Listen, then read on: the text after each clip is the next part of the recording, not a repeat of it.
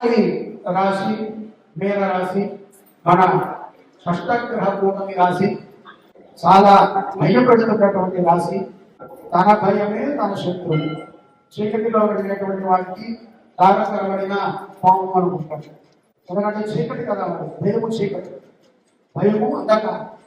ఈ యొక్క గురు సంచార ఫలితము ద్వారా ప్రతి విషయాన్ని కూడా మీనరాశి వారు గ్రహించగలుగుతారు. ఇది ఒక పెద్ద అదృష్టం. అజ్ఞానులు కాదు, మందబుద్ధస్తులు కాదు.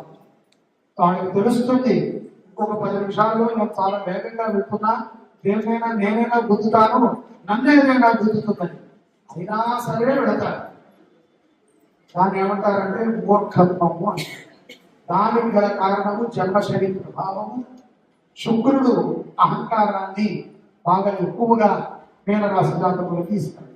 ఈ యొక్క మీనరాశి జాతకులకి అహంకారంతో కూడుకుని కొన్ని ఉంటాయి. ముఖ్యంగా బంధువులు ఎందుకు శత్రువులు అయిపోతూ ఉంటారు. ఎవరికైతే కనుక సహాయం చేశారో వారే వీరి కీడుని ఆపాదించారు అని మీనరాశి జాతకులు అనుకుంటూ ఉంటారు. భావన ఫస్టే చెప్పారు కదండి, అంధకారం, తెలియకపోవడం.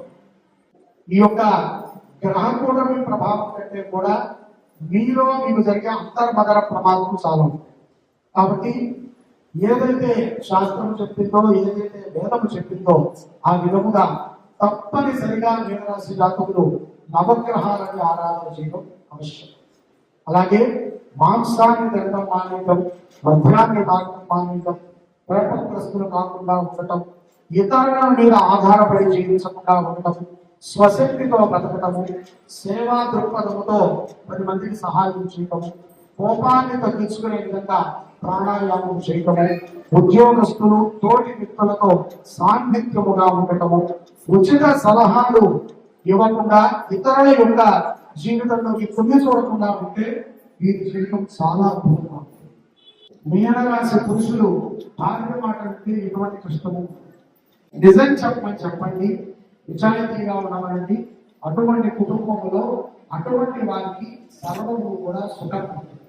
ఆ విధంగా ఈ యొక్క సంవత్సరము మీనరాశి వారు నవగ్రహాలని ఆరాధన చేయటము, నవగ్రహ హోమం చేయటము, నవగ్రహ దానము చేయటము, గోవుని పూజించటము, గోగ్రాసము దానం చేయటము శుభ ఫలితాలని కలగచేస్తుంది. ఈ యొక్క విశ్వావసు నామ సంవత్సరాన్ని మనందరికీ కూడా శుభమైనటువంటి ఫలితాలను కలుగజేయాలి అని కోరుకుంటూ ఆ యొక్క పంచాంగ శ్రవణ వాణిని ముగిస్తున్నాను.